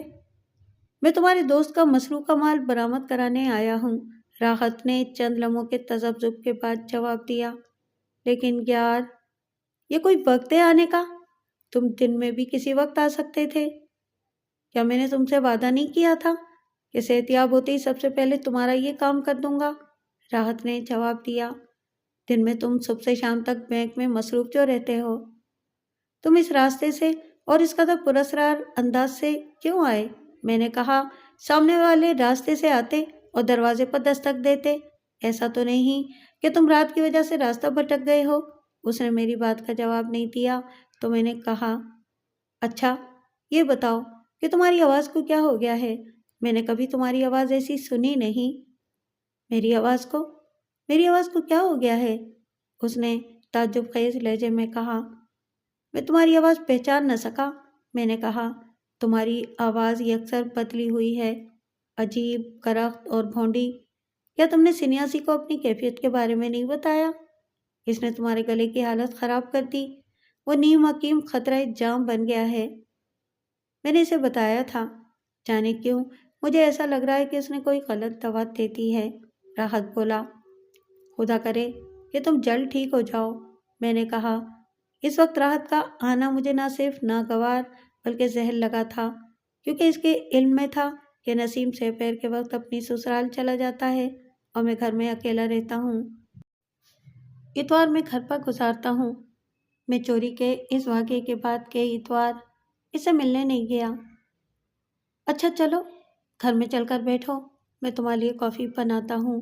میں نے کہا، اس شرط پر اندر آؤں گا کہ اگر کوئی لڑکی موجود ہے تو اسے بھگا دو۔ اس نے کہا، نہیں یار۔ میں ایک دم سے ہنس پڑا۔ البتہ میرے پاس کولکتہ سے منگوائی ہوئی کافی ہے۔ نہیں دوست، اس نے سپاٹ لہجے میں کہا، میں نہ تو اندر آؤں گا اور نہ ہی چائے کافی پیوں گا، کیونکہ سنیاسی نے سختی سے ان دونوں چیزوں سے پرہیز کے لیے کہا ہے۔ بھلا یہ کیا بات ہوئی؟ میں نے متعجب لہجے میں کہا، اگر آخر کر کے اندر چلنے میں حرجی کیا ہے؟ جبکہ میں تمہیں بتا بھی چکا ہوں کہ اندر کوئی نہیں ہے۔ تمہارا شک و شبہ اور باتیں میری سمجھ سے بالا تر ہیں۔ دراصل میرے پاس اتنا وقت نہیں ہے کہ صبح تک تمہارے پاس رہوں۔ وہ کہنے لگا، مجھے جلد واپس جانا ہے۔ جب تمہیں رات میرے یہاں رہنا نہیں تھا تو تم آئے ہی کیوں؟ میں نے کہا نا کہ یہاں تمہارے دوست کی بیوی کا مسروقہ مال برآمد کروانے آیا ہوں۔ اس نے بتایا، مجھے ایسے لگ رہا ہے کہ تم اپنے گھر والوں سے چوری چھپے آئے ہو۔ میں نے کہا۔ وہ میری بات سن کر خاموش رہا۔ میں نے چند ثانیوں کے بعد اس سے پوچھا، کیا تم ابھی اور اسی وقت واپس چلے جاؤ گے؟ ہاں، راحت نے اس بات میں سر ہلایا۔ ایسا کرو کہ تم میرے ساتھ چلو۔ اس کی آواز بے حد پست تھی۔ نہ جانے کیوں اس کی بات سن کر مجھ پر خوف طاری ہو گیا۔ میں اس کے ساتھ چلنے لگا۔ میرے قدم لڑکھڑانے لگے۔ اس نے میری کیفیت بھانپ لی اور افسوسناک لہجے میں کہا، کیا تمہیں میری ذات سے کوئی خطرہ محسوس ہو رہا ہے؟ نہیں دوست، میں نے کرا کر جواب دیا، ایسی کوئی بات نہیں ہے۔ یہ بتاؤ جانا کہاں ہے؟ بس تم میرے ساتھ خاموشی سے چلو۔ وہ ہنسا تو اس کی ہنسی مکروہ اور بے ہنگم تھی۔ صبر کرو، تمہیں جلد معلوم ہو جائے گا۔ میں لاجواب ہو گیا۔ میرے پاس اس کے ساتھ جانے کے سوا کوئی چارہ نہیں تھا۔ بدھوں کا یہ ویران اور غیر آباد مندر اپنی قدامت کے لحاظ سے مافوق الفطرت خیال کیا جاتا تھا۔ اس کے بارے میں بہت ساری کہانیاں زبان زدِ عام تھیں، کوئی اس کے قریب بھی پھٹکتا نہیں تھا۔ لوگ اسے بھوت پریت کا مسکن کہتے تھے۔ اس کے متعلق بہت ساری اور روایتیں مشہور تھیں۔ اکثر لوگ بیان کرتے ہیں کہ مندر کے تہہ خانے میں خزانہ دفن ہے اور ایک بہت بڑا انتہائی زہریلا سانپ اس پر پہرا دے رہا ہے۔ کئی لوگ یہ کہتے تھے کہ یہ مندر کسی بدھ راجا نے بنایا تھا تاکہ بدھ مذہب کے پیروکار یہاں پوجا پاٹ کیا کریں۔ میں نے کبھی ان باتوں پر غور کیا اور نہ ہی سنجیدہ ہوا۔ یہ انتہائی فرسودہ اور پوشیدہ روایات تھیں۔ راحت مندر کے احاطے میں داخل ہو رہا تھا۔ میں خوف زدہ اور پریشان تھا۔ ایسی فضا تھی کہ دل ڈوبا جا رہا تھا۔ میں جو بڑا تیس مار خان بنتا تھا اور میری حالت ایک بزدل کی سی تھی۔ وہاں بہت خاموشی، ہولناک سناٹا اور بھیانک ویرانی تھی۔ میرے لیے ایک ایک قدم اٹھانا بہت دشوار ہو رہا تھا۔ مجھے مسروقہ مال سے کہیں زیادہ اپنی جان عزیز تھی۔ مجھے پچھتاوا ہو رہا تھا کہ آخر میں نے کس لیے اس کے ساتھ چلنے کی حامی بھر لی۔ میں دہشت کے مارے چلتے چلتے رک گیا۔ راحت نے رک کر حیرت سے میری شکل دیکھی۔ کیا ہوا؟ یہ تم اچانک رک کیوں گئے؟ یار، لعنت بھیجو مسروقہ مال پر، میں نے کہا۔ واپس چلتے ہیں، مجھے بہت ڈر محسوس ہو رہا ہے۔ جب میں تمہارے ساتھ ہوں تو اس میں ڈرنے اور گھبرانے کی تو کوئی بات ہی نہیں ہے۔ راحت نے ہمت بڑھائی۔ خاموشی سے چلتے رہو، تمہارا بال تک پیکا نہیں ہوگا۔ مندر کے احاطے میں درختوں کی کثرت، جھاڑیوں اور بیلوں کی افراد کی وجہ سے خوب اندھیرا تھا۔ ایسا اندھیرا کہ ہاتھ کو ہاتھ سجائی نہیں دیتا تھا۔ میں آنکھیں پھاڑے دیکھتا جا رہا تھا۔ اس کے علاوہ اونچی اونچی گھاس جو قد آدم تھی، اس میں چلنا سخت دشوار تھا۔ حیرت کی بات یہ تھی کہ راحت اس طرح اس راستے پر چل رہا تھا جیسے تارکول کی سڑک پر چل رہا ہو۔ اسے کوئی رکاوٹ محسوس نہیں ہو رہی تھی اور نہ ہی کسی چیز کا کوئی اثر ہو رہا تھا۔ میں اس کے برعکس راستہ ٹٹولتا اور بری طرح قدم اٹھاتا ہوا چلنے لگا۔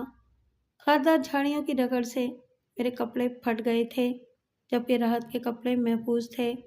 کبھی کبھی میں اس طرح جھاڑیوں کے ساتھ ٹکراتا کہ جنگلی پرندے خوفزدہ ہو کر پروں کو پھڑپڑاتے ہوئے گھونسلوں سے باہر نکل آتے۔ ایک جگہ راحت میری نظروں سے اچانک غائب ہو گیا۔ میرے پیر ساکت ہو کر زمین کا حصہ بن گئے۔ وہ ایک دم سے اس طرح غائب ہو گیا تھا جیسے گدھے کے سر سے سینگ۔ اس میں شک و شبہ نہیں تھا کہ بھوتوں کو کسی انسان کا مندر میں قدم رکھنا سخت ناگوار لگتا تھا۔ کیونکہ راحت مجھے مندر میں ساتھ لے کر آیا تھا، اس لیے انہوں نے اس کو غائب کر دیا تھا۔ میں نے چاہا کہ وہاں سے بھاگ جاؤں، لیکن میری سمجھ میں نہیں آیا کہ کس سمت جاؤں۔ واپسی کا راستہ کس سمت ہے؟ خوب اندھیرے کی وجہ سے باہر نکلنے کا راستہ دکھائی نہیں دے رہا تھا۔ درخت، گھاس اور جھاڑیاں رکاوٹ تھیں۔ میں نہ صرف پریشان بلکہ بے حد مضطرب اور خوف زدہ بھی تھا۔ میں نے واپسی کی کوشش کی اور پوری طاقت صرف کرنے کے باوجود مڑ نہ سکا۔ مجھے ایسا لگا کہ کسی نادیدہ طاقت نے مجھے بے بس اور ناکارہ کر دیا ہے اور میں اس کے رحم و کرم پر ہوں۔ مجھ میں جنبش کرنے کی سکت تک نہیں رہی تھی۔ میں نے وہیں کھڑے کھڑے راحت کو 2-1 مرتبہ آواز دی، لیکن مجھے کوئی جواب نہیں ملا۔ تھوڑی دیر تک میں خود فراموشی کی حالت میں کھڑا رہا۔ ایک عجیب سی بات یہ ہوئی کہ جب میں نے آگے کی جانب قدم بڑھایا تو کوئی رکاوٹ نہ ہوئی اور نہ ہی اس نادیدہ طاقت نے مجھے روکا۔ لیکن جب میں نے واپس جانا چاہا تو اس طاقت نے مجھے مڑنے نہیں دیا۔ وہ طاقت مجھے کشاں کشاں آگے کی جانب کھینچ رہی تھی۔ یکایک خاموش اور ہولناک فضا میں چیخوں کی آواز بلند ہوئی اور میں اس طرح سے اچھل پڑا جیسے ہزاروں وولٹ کا جھٹکا لگا ہو۔ یہ آواز ایسی دل خراش اور لرزہ خیز تھی کہ کوئی بھی کمزور دل کا آدمی سنتا بے ہوش ہو جاتا۔ میرا دل اچھل کر حلق میں دھڑکنے لگا۔ میرے پسینے چھوٹ گئے۔ یہ آواز کسی انسان کی ہو ہی نہیں سکتی تھی۔ یہ آواز کوئی زخمی پرندہ تھا یا پھر کوئی روح۔ میرا خیال یکایک راحت کی طرف چلا گیا، کیونکہ اس کی بدلی ہوئی آواز ایسی کرخت اور بے روح تھی کہ سماعت پر گراں گزرتی تھی۔ چند لمحوں کے بعد میں نے محسوس کیا کہ نادیدہ پراسرار طاقت مجھے کشاں کشاں آگے کی سمت لے جا رہی ہے۔ مجھے اپنے آپ پر بالکل اختیار بھی نہیں رہا تھا۔ میں نے اپنے آپ کو آگے بڑھنے سے روکنے کے لیے اپنی پوری طاقت جمع کر لی، لیکن اسے کچھ حاصل نہ ہوا۔ یہ اصرار میری سمجھ سے بالا تر تھا۔ یہ بڑی عجیب بات تھی کہ میں اپنے بدن اور ہاتھ پیر پر کچھ محسوس نہیں کر رہا تھا۔ کچھ دور جا کر مجھے صاف زمین دکھائی دی۔ یہاں پتھر کا فرش تھا جس کے درمیان بوسیدہ اور قدیم مندر کھڑا تھا۔ عین اسی وقت چاند نے اپنے مکھڑے سے نقاب ہٹائی تو چاروں طرف دودھیا چاندنی بکھر گئی اور ہر چیز واضح اور دلکش نظر آنے لگی۔ اس کپ کپاتی اور تھرکتی چاندنی میں نے جو کچھ دیکھا اس نے مجھے بھونچکا کر دیا۔ یہ منظر میرے لیے ناقابل یقین تھا۔ میں نے دیکھا کہ راحت ایک تناور درخت کے قریب کسی سے دستوں گریباں ہے۔ میرے دل کی دھڑکن خطرناک حد تک تیز ہو گئی۔ میرے پاؤں کو زمین نے جیسے اپنے شکنجے میں لے لیا تھا۔ میں جنبش تک نہیں کر سکتا تھا۔ راحت چونکہ سفید براق لبادے میں تھا اس لیے وہ سفید سائے کی طرح دکھائی دے رہا تھا، لیکن وہ جس سے دستوں گریباں تھا وہ اس لیے دکھائی نہیں دے رہا تھا کہ اس کا لباس سیاہ تھا اور شاید وہ خود بھی بے حد سیاہ تھا۔ اس کے علاوہ اس جانب گھنے درخت اور قدرے گھپ اندھیرا سا تھا۔ وہ یقیناً کوئی خبیث روحی تھی، لیکن کیا ایک انسان خبیث قسم کی روح سے نبرد آزما ہو سکتا ہے؟ یہ ماجرا میری سمجھ میں نہ آ سکا۔ تھوڑی دیر بعد راحت کا حریف چیختا چلاتا کسی کتے کی طرح دم دبا کر بھاگ گیا، جیسے راحت نے اس کی پیٹھ پر کسی سخت چیز سے زوردار ضرب لگائی ہو۔ اگلے ہی لمحے فضا پر سناٹا چھا گیا تو میں راحت کی جانب کوندا بن کر لپکا۔ اس نے درخت کی کھو میں ہاتھ ڈال کر کچھ نکالا۔ وہ کیا چیز تھی اندھیرے کے باعث مجھے نظر نہ آ سکی۔ پھر وہ تیزی سے گھوما اور بجلی کسی صورت سے واپس چلنے لگا۔ واپسی میں کوئی دشواری پیش نہیں آئی۔ میں نے چلتے ہوئے اس سے دو ایک سوال کیے، مگر اس نے میرے کسی سوال کا جواب نہیں دیا۔ اس کی خاموشی نہ صرف بہت پر اسرار تھی بلکہ مجھے زہر بھی لگ رہی تھی۔ جب ہم دونوں اس منحوس اور بھیانک مندر کے احاطے سے باہر آئے تو اس نے ایک چرمی تھیلی میری طرف بڑھائی۔ میں نے اس کی طرف سوالیہ نظروں سے دیکھا تو اس نے کہا، یہ لو، میں نے اپنا وعدہ پورا کر دیا۔ کیسا وعدہ؟ میں نے اس کے ہاتھ سے تھیلی لیتے ہوئے حیرت سے پوچھا۔ تھیلی پھولی ہوئی اور وزنی تھی۔ اس میں تمہارے دوست نسیم کی بیوی کے چوری شدہ زیورات ہیں، راحت نے جواب دیا۔ چور نے زیورات ڈبے سے نکال کر اس تھیلی میں رکھ دیے تھے۔ میں نے تھیلی کا منہ کھول کر اس میں جھانکا۔ اس میں خوبصورت اور قیمتی زیورات جگمگا رہے تھے۔ کیا چور نے یہ زیورات اس مندر کے احاطے میں چھپا رکھے تھے؟ میں نے تھیلی کا منہ بند کرتے ہوئے پوچھا۔ ہاں، کیونکہ اس سے محفوظ جگہ کوئی نہیں ہو سکتی تھی، راحت نے جواب دیا۔ لیکن تمہیں اس بات کا خیال کیوں کر آیا کہ مسروقہ زیورات یہاں چھپائے گئے ہوں گے؟ میں نے سوال کیا۔ تم جانتے ہو کہ میں ایک بہترین سراغ رساں رہ چکا ہوں اور دوسرے سراغ رسانوں سے ہٹ کر سوچتا ہوں، راحت نے جواب دیا۔ پولیس کی کھوپڑی میں عقل نہیں ہوتی۔ چور اور قاتل کا سراغ لگانا پولیس کے بس کی بات نہیں ہوتی۔ وہ شواہد کی روشنی میں مجرم کو پکڑتے ہیں، جس طرح ایک ڈاکٹر ٹیسٹ کے بعد مریض کی تشخیص کرتا ہے، جبکہ ایک ماہر حکیم نبض دیکھ کر بتاتا ہے کہ کیا مرض لاحق ہے۔ تو مجھے ایک حکیم سراغ رساں سمجھ لو۔ میں نے تمہاری زبانی چوری کا احوال سنا تو میرا ذہن مندر کی طرف گیا، لیکن تمہاری باتیں میری سمجھ سے بالاتر ہیں، میں نے متذبذب ہو کر کہا۔ مجھے ایسا لگ رہا ہے کہ تم مجھ سے کچھ چھپا رہے ہو۔ آج میں نے تمہارا نیا اور غیر معمولی روپ دیکھا ہے۔ درست، بات صرف اتنی سی ہے کہ میں کچھ سفلی علوم بھی جانتا ہوں، راحت مسکرایا۔ اس کی مسکراہٹ بڑی معنی خیز اور پراسرار سی لگی۔ میں نے ایک آسامی جادوگر سے کچھ علوم سیکھے تھے۔ اس نے یہ علوم مجھے اس لیے سکھائے کہ میں نے اس کی جوان بیٹی کا علاج کروایا تھا جو 3 برس سے بیمار چلی آ رہی تھی۔ اچھا دوست، اب میں چلتا ہوں، مجھے اجازت دو۔ ایسی بھی کیا جلدی ہے، صبح چلے جانا، کافی رات ہو گئی ہے۔ میں نے اصرار کیا۔ گھر چلو، وہاں چل کر بیٹھتے ہیں اور باتیں کرتے ہیں۔ میں صبح تک رک نہیں سکتا، راحت نے کہا۔ اس کے سراپے میں ارتعاش سا پیدا ہوا۔ ایک مجبوری ہے، گھر میں نہ بیوی ہے اور نہ بچے۔ میں نے ہنس کر کہا، صرف تمہارے والدین آئے ہوئے ہیں۔ شاید تم اس لیے صبح جانا نہیں چاہتے کہ تمہارے والدین کو شک ہو جائے گا کہ تم اپنی محبوبہ سے ملنے گئے ہو۔ تم یہی سمجھو، جبکہ ایسی کوئی بات نہیں ہے۔ وہ توقف کر کے مسکرایا تو اس کی مسکراہٹ بڑی معنی خیز تھی۔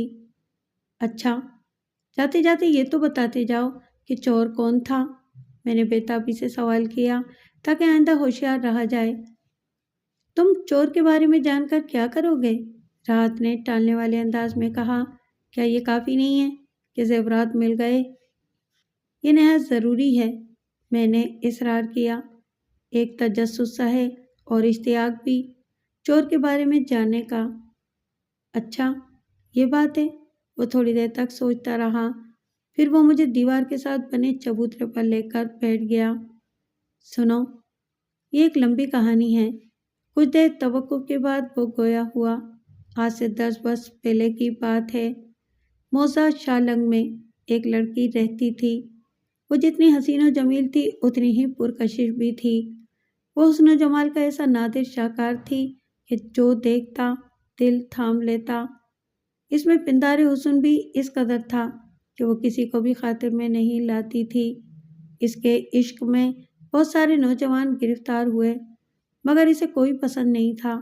وہ اپنے آپ کو کسی شہزادی اور مہارانی سے کم نہیں سمجھتی تھی۔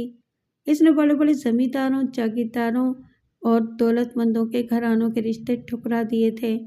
اس کا خیال تھا کہ اس سے شادی کرنے کوئی تصوراتی شہزادہ آئے گا۔ بدقسمتی، اس لڑکی کے عشق میں ایک ایسا جوان بھی گرفتار تھا جس کا تعلق تو اچھے گھرانے سے تھا، لیکن وہ مفلس اور کلاش تھا، مگر وہ بہت خوبصورت اور وجیح تھا۔ اس پر بہت سی لڑکیاں فدا تھیں، لیکن وہ ان کی طرف متوجہ نہیں ہوتا تھا کیونکہ اس کے دل و دماغ پر وہ لڑکی چھائی ہوئی تھی۔ ایک روز اس لڑکے نے ویرانے میں اس لڑکی کو روک لیا۔ میرے راستے سے ہٹ جاؤ، پری چہرہ لڑکی نے تنک کر کہا۔ میں صرف ایک شرط پر تمہارے سامنے سے ہٹ سکتا ہوں، لڑکے نے اس کے غصے کی پرواہ نہ کرتے ہوئے کہا۔ میں اس وقت تمہیں نہیں جانے دوں گا جب تک تم میری بات سن نہ لوگی۔ میں 5-7 منٹ سے زیادہ نہیں لوں گا، پھر میں تمہیں کبھی بھی پریشان نہیں کروں گا۔ لڑکی نے لمحے بھر کے لیے سوچا کہ وہ مہذب طریقے سے بات کر رہا ہے، لہٰذا اس کی بات سن لینی چاہیے۔ تم جو کچھ بھی کہنا چاہتے ہو جلدی سے کہو، لڑکی نے تیز لہجے میں بڑی ناگواری سے کہا۔ میرے پاس وقت نہیں ہے۔ میں تمہیں حال دل سنانا چاہتا ہوں کہ مجھے تم سے محبت ہو گئی ہے، میں نے اپنے سینے پر ہاتھ رکھ کے بڑی محبت سے کہا۔ میں تم سے شادی کرنا چاہتا ہوں۔ محبت؟ وہ کہا مار کر بڑے زور سے ہنسی۔ کیا تم جانتے ہو کہ محبت کسے کہتے ہیں؟ محبت ایک پاکیزہ جذبے کا نام ہے، لڑکے نے بڑی متانت سے جواب دیا۔ میں جانتا ہوں کہ محبت کسے کہتے ہیں۔ یہ جسموں کا نہیں، روحوں کا رشتہ ہوتا ہے۔ جب دل سے دل مل جائے تو محبت من کی گہرائیوں سے جنم لیتی ہے۔ لیکن میرے دل کے کسی کونے میں تمہارے لیے محبت نہیں ہے، وہ تمسخر سے بولی۔ لیکن تم اپنے دل میں میرے لیے محبت تو پیدا کر سکتی ہو، لڑکے نے کہا۔ محبت کرنا مشکل اور ناممکن تو نہیں ہے۔ لگتا ہے کہ تم نے کبھی آئینے میں اپنی شکل نہیں دیکھی، لڑکی استہزائیہ لہجے میں بولی۔ میں تم سے محبت کیوں کروں؟ کیا کسی سنیاسی یا حکیم نے مشورہ دیا ہے؟ میں تم سے محبت نہیں، نفرت کر سکتی ہوں۔ تم ایک مفلس اور کلاش شخص ہو، میرے سامنے سے ہٹ جاؤ۔ محبت اندھی ہوتی ہے دل کی رانی، لڑکے نے جذباتی لہجے میں جواب دیا۔ وہ ذات پات، اونچ نیچ اور حیثیت کو نہیں دیکھتی۔ میں کسی شہزادے سے کم ہوں؟ لڑکی نے لاجواب ہو کر اس کی بات کا جواب دینے کی بجائے اس کے منہ پر ایک زوردار تھپڑ رسید کر دیا اور तेज तेज कदम उठाती हुई मुखालिफ सिमत बढ़ गई। इसे लड़के की जिसारत पर बहुत गुस्सा आया था, मगर वो इसकी जुर्रत और बेबाकी पर हैरान भी थी। ये पहला लड़का था जिसने न सिर्फ बात करने की कोशिश की बल्कि इज़हार मोहब्बत भी कर दिया था। आज तक किसी लड़के ने इसके सामने आने की हिम्मत भी नहीं की थी। बहरहाल अब इसको ये तवक्को नहीं थी कि वो लड़का इसके सामने दोबारा आकर इज़हार मोहब्बत करेगा। इसके नज़दीक एक मुफलिस लड़के की मोहब्बत बेहकीकत और बेवकत थी, और फिर उसने इस लड़के के इज़हार मोहब्बत को खलल दिमाग का समझकर खामोशी इख्तियार कर ली थी। लेकिन वो लड़का बाज नहीं आया था। इसने फिर 2-3 मरतबा इसे न सिर्फ इज़हार मोहब्बत किया बल्कि ये भी कहा कि वो इसे हर कीमत पर अपना कर रहेगा। लड़की को अंदाज़ा न था कि लड़का मोहब्बत में इस कदर साबित कदम रहेगा। वो साई की तरह इसके पीछे लगा हुआ था। वो इससे मिलने और बात करने की कोशिश करता था। फिर लड़की ने इस बात को शिद्दत से महसूस किया कि वो लड़के से जितनी नफरत करने लगी है, लड़का उससे इसी कदर शदीद जज्बाती मोहब्बत करने लगा है। लड़के की मोहब्बत ने इसे बहुत परेशान कर दिया था। इसकी समझ में कुछ न आता था कि वो लड़के को किस तरह से पास रखे। गो के लड़का बहुत खूबसूरत और तस्वीराती महबूब की तरह था, लेकिन वो चाहती थी कि उसका जीवन साथी दौलतमंद हो। वो एक ख्वाबनाक और पुरतयुश जिंदगी गुजारना चाहती थी, जो कि हसीन और जमील और लाखों में एक थी। इसलिए एक हसीन जिंदगी की तमन्नाई थी। एक रोज़ रात के वक्त वो अपने घर में अकेली थी। इसकी बूढ़ी मुलाजमा दूसरे कमरे में गहरी नींद सो रही थी। इसके घर वाले एक शादी की तकरीब में गए हुए थे। वो शादी ब्याह और दीगर तकरीबात में जाने से एतराज़ करती थी, क्योंकि उसका हुस्न शबाब वहाँ एक नाजुक मसला बन जाता था। वो गहरी नींद में गर्क थी कि आहट से उसकी आंख खुल गई। इस लड़के को अपनी नज़रों के सामने देखकर इसे यकीन न आया। वह हैरान रह गई। तुमने मेरे घर में घुसने की जुर्रत कैसे की? लड़की ने नफरत और गुस्से से कहा। इसलिए कि मैंने तुम्हें 2 दिन से देखा नहीं था। ऐसे लगा जैसे 2 सदियों से नहीं देखा हो। लड़के ने सीने पर हाथ मारकर आशिकाना अंदाज में कहा। मैं तुम्हारे घर के सामने से गुजर रहा था, तुम्हारे कमरे की खिड़की से। तुम्हें यहाँ गहरी नींद में देखा तो अपने दिलों और जज्बात पर काबू न पा सका और ज़मीन के चांद का दीदार करने चला आया। तुम अभी और इसी वक्त मेरी नज़रों के सामने से दफ़ा हो जाओ, लड़की ने हिसियानी लहजे में कहा और दीवार पर लटकी हुई शिकारी बंदूक उठा ली। अगर तुम नहीं गए तो मैं तुम्हें गोली मारकर मौत की नींद सुलाने में तामुल नहीं करूंगी। आखिर तुमने मेरे घर में कदम रखने की जुर्रत कैसे की? चलो मुझे तुम गोली मार दो, लड़के ने इसके सामने सीना तान कर कहा। मोहब्बत करने वाले मौत से नहीं डरते। मैं आज फैसला करके आया हूँ कि मैं तुमसे शादी करके रहूँगा। तुमने इनकार किया तो मैं तुम्हें उठाकर ले जाऊँगा। जवाब दो कि तुम मुझसे शादी करोगी कि नहीं।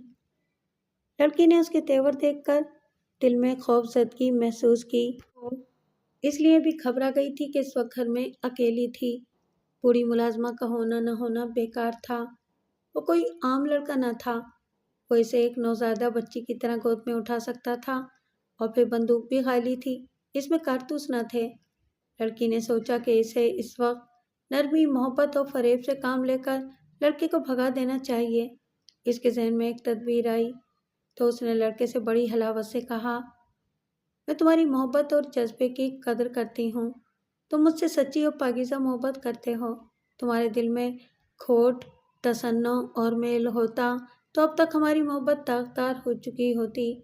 तो मुझे वालिदैन से इजाज़त लेने के लिए 2 दिन की मोहलत दो और तीसरे दिन सवेर के वक्त झील पर मिलो ताकि मैं तुम्हें खुशखबरी सुना सकूं। तीसरे दिन सवेर के वक्त लड़की मिली तो लड़का उसका बेचैनी से इंतज़ार कर रहा था। लड़की ने रस्मी बातों के बाद इससे कहा, दुनिया में उसकी कोई इज्जत नहीं जो मुफलिस और कल्लाश होता है। ये बताओ कि शादी के बाद कैसे गुजारा करेंगे? मैं मेहनत मजदूरी करके घर चलाऊंगा और तुम्हें कभी भूखा नहीं रखूंगा, लड़के ने पुरज़म लहजे में कहा। तुम्हें कभी किसी बात की कमी और तकलीफ ना होगी। मेहनत मजदूरी से कहीं पेट भरता है? फिर तुम मुझे एक शहजादी की तरह कैसे रख सकते हो? तुम परेशान ना हो और ना ही किसी बात की फिक्र करो, लड़के ने दिलासा दिया। मैं कहीं ना कहीं से दौलत लाकर तुम्हारे कदमों में डाल दूंगा। मेरे वालिदैन इस शादी के लिए राजी हैं और मैं भी तुमसे शादी के लिए तैयार हूँ, लेकिन इस शादी के लिए मेरी एक शर्त है कि शादी से पहले कसी रकम मेरे नाम पर बैंक में जमा कर दो। इसके बगैर मैं तुमसे शादी नहीं करूँगी। कहीं ऐसा तो नहीं कि ऐन वक्त पर तुम और तुम्हारे वालिदैन मुकर जाएं। मैं और मेरे वालिदैन क्यों मुकरने लगे? लड़की बोली। तुम्हारे दिल में शक क्यों पैदा हो रहा है? इसलिए कि तुम्हें और तुम्हारे माँ बाप को दौलत का लालच है, लड़के ने कहा। जिन्हें दौलत का लालच होता है वो काबिल भरोसा नहीं होते। तुम हमें गलत समझ रहे हो, लड़की कहने लगी। मेरे वालिदैन चाहते हैं कि हम शादी के बाद एक पुरमसरत और खुशगवार जिंदगी गुजारें। इसके लिए दौलत की ज़रूरत होती है। लड़के की समझ में ये बात आ गई। इसने खुश होते हुए कहा, ठीक है, लेकिन तुम अपनी ज़बान से सिर्फ एक बार कह दो कि मुझे तुमसे मोहब्बत है मेरे शहजादे। लड़की को ये बात कहने में भला क्या आर हो सकती थी कि ये पहला लड़का था जो इसे पसंद आया था। वो ये बात भी बहुत अच्छी तरह जानती थी कि लड़का चूंकि गरीब घराने से ताल्लुक़ रखता है, लिहाजा सारी ज़िंदगी एक कसी रकम का बंदोबस्त नहीं कर सकता।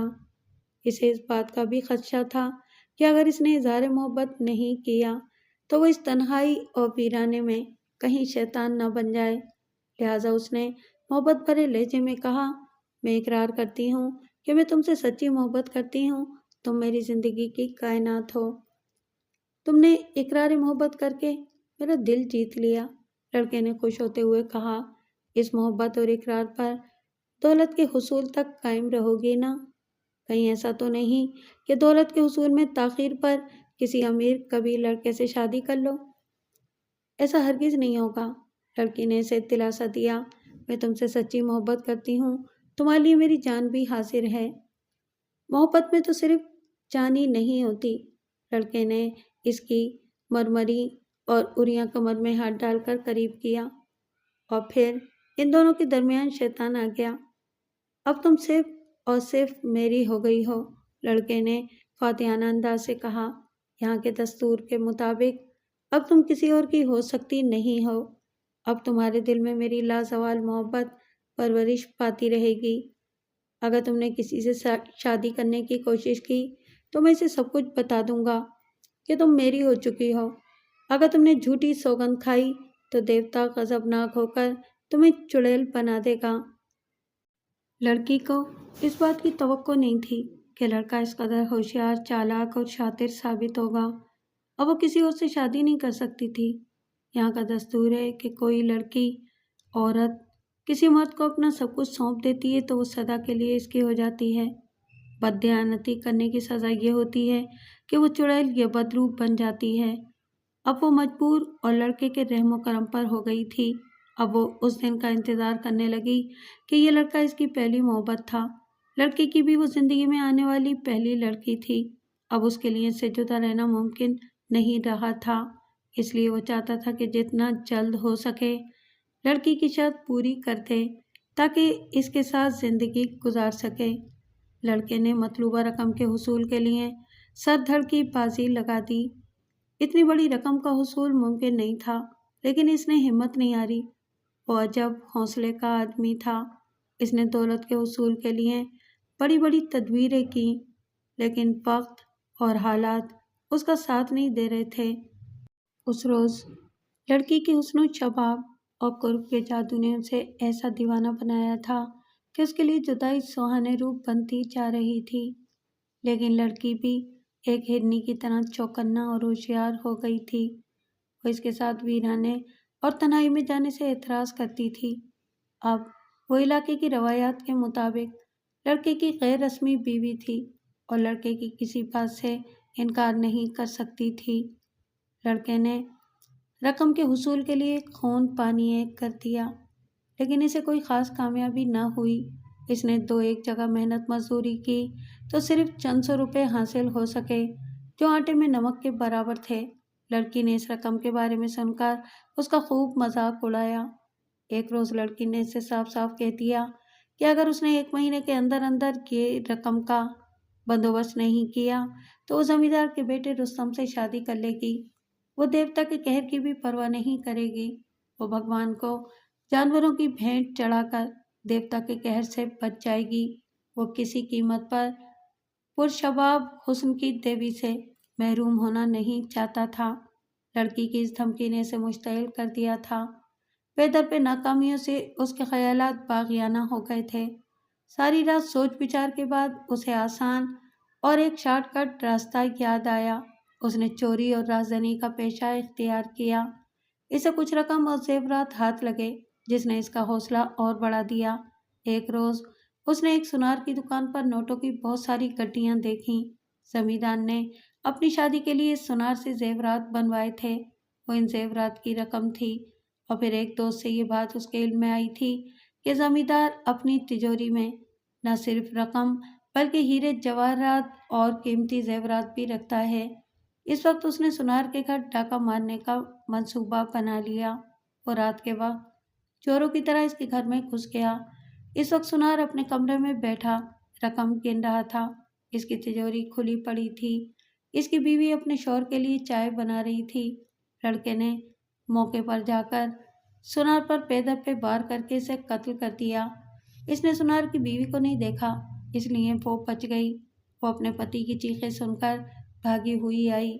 اس نے اپنے پتی کو بے دردی سے قتل ہوتے دیکھ لیا تھا۔ خوف و دہشت سے بے ہوش ہو گئی۔ پولیس نے لڑکے کو گرفتار کر کے رقم اور زیورات برآمد کر لیے۔ مقدمہ چلا۔ عدالت نے لڑکے کو سزائے موت سنا دی۔ نہ صرف آلۂ قتل برآمد ہو گیا بلکہ مال بھی۔ یوں اس حسین اور پرشباب لڑکی کو اس لڑکے سے نجات مل گئی جو اس کے لیے کسی موذی سانپ سے کم نہیں تھا۔ اب وہ کسی سے بھی شادی کرنے کے لیے آزاد تھی۔ اس کی شادی ایک بہت امیر گھرانے میں بڑی دھوم دھام سے ہو گئی۔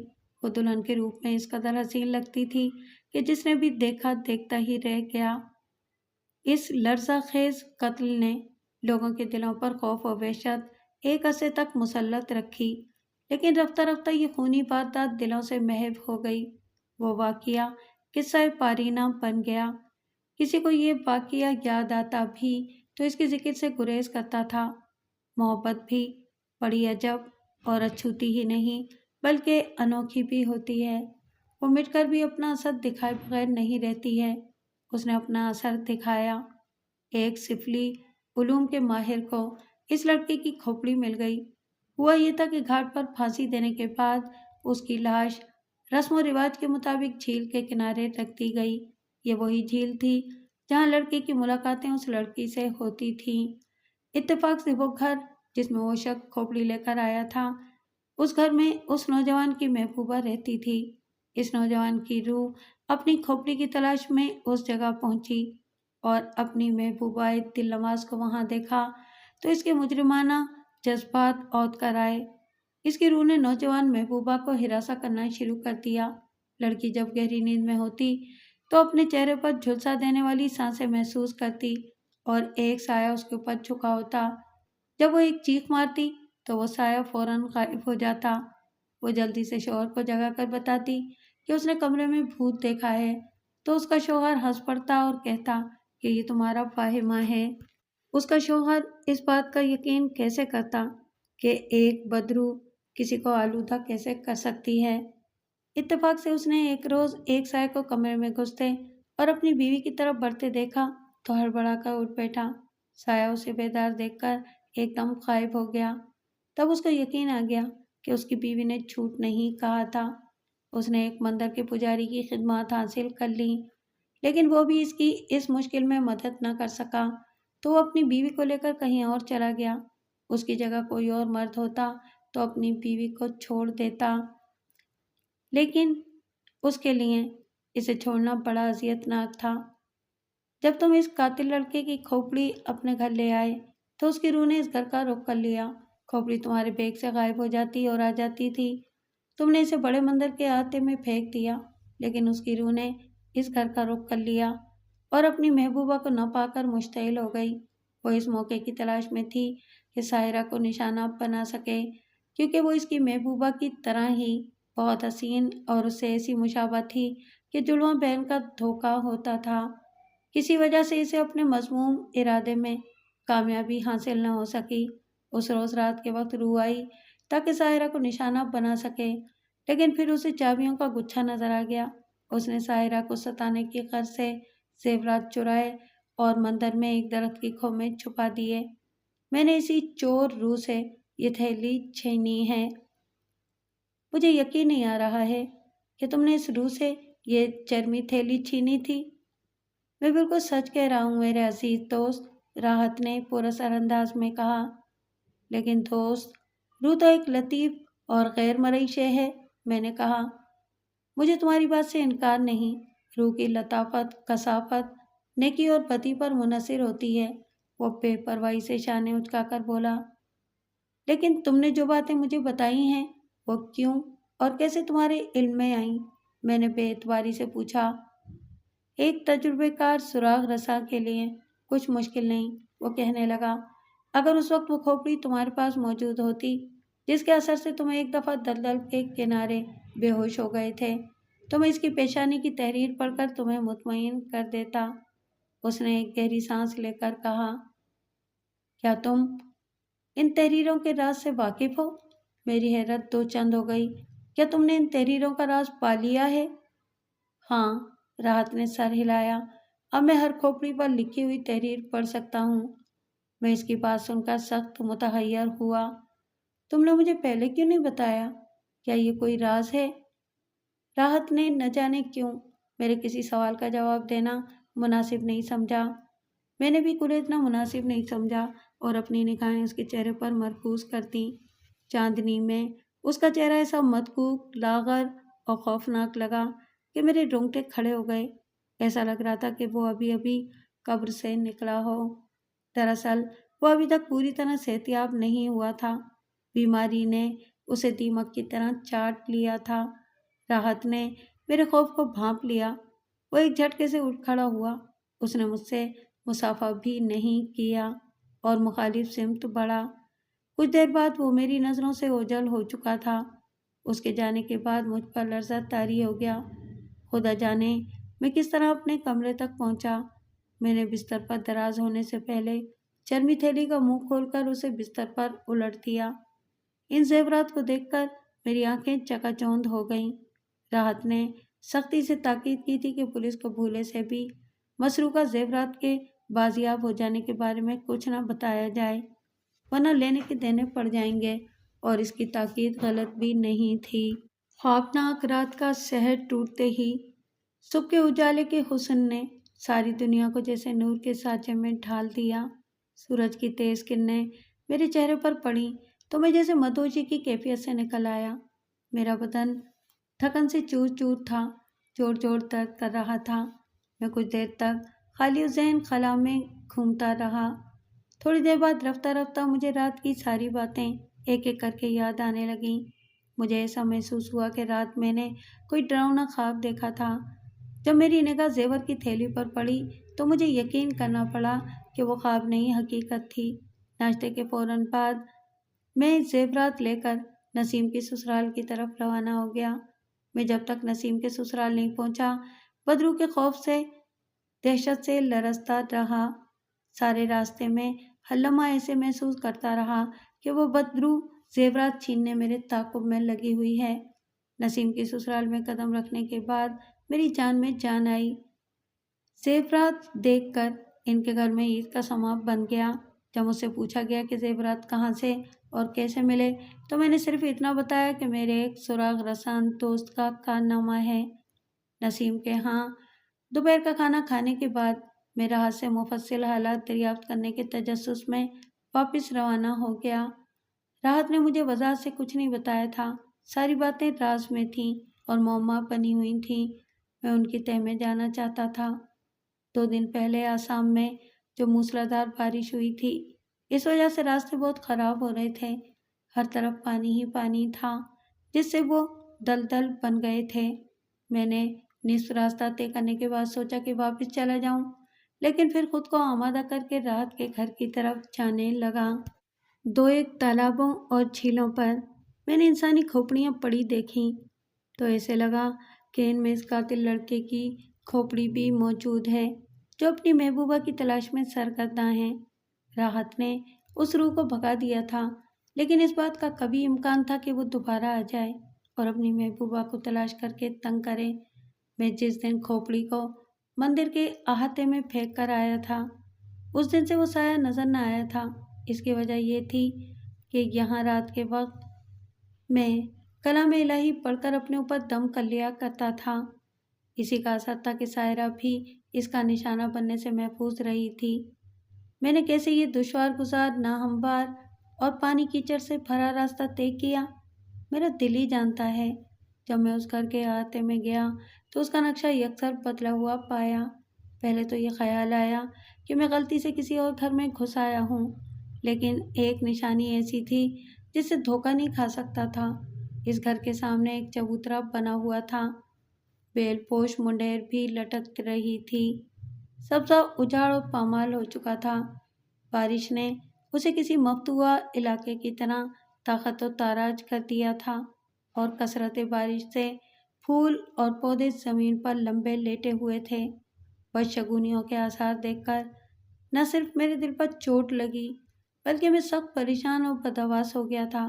پھر میں بہشت زدہ ہو کر جھونپڑے کی طرف کوندا بن کر لپکا، مگر جھونپڑا بھی اسی طرح ویران، اجاڑ اور سنسان سا تھا جیسے یہاں کسی انسان کا گزر نہ ہو۔ دروازے پر کنڈی چڑھی ہوئی تھی، تمام کمرے بند تھے۔ رات کی اس کمرے میں رہائش تھی، وہ شاید کہیں گیا ہوا تھا۔ میں کنڈی کھول کر کمرے میں گھسا اور ایک دم اچھل پڑا۔ کمرے میں ایک بڑی سی قبر دکھائی دی جو بالکل تازہ بنی ہوئی تھی۔ قبر کو دیکھ کر میں کانپ اٹھا۔ طرح طرح کے وسوسوں اور اندیشوں کے سانپ پھنکارنے لگے۔ یہ کس کی قبر ہو سکتی ہے؟ چند لمحوں کے بعد راحت کا بوڑھا ملازم کمرے میں داخل ہوا۔ اس کی آنکھیں سوجی ہوئی تھیں۔ راحت کہاں ہے؟ میں نے سوال کیا۔ اور یہ کس کی قبر ہے؟ وہ وفات پا گئے، اس نے غمگین لہجے میں بتایا۔ مجھے اس کی بات پر یقین نہیں آیا۔ سینے میں چھری اترتی ہوئی محسوس ہوئی۔ کب انتقال ہوا؟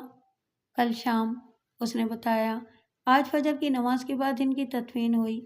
ان کی والدہ صدمے سے بیمار ہو گئیں، ان کے والد انہیں اسپتال لے گئے ہیں، وہ بتایا جا رہا تھا، اور میں حیرت سے اسی سوچ میں کھڑا تھا کہ کل شام راحت کی وفات ہوئی ہے، تو رات جو میرے پاس آیا تھا وہ کون تھا؟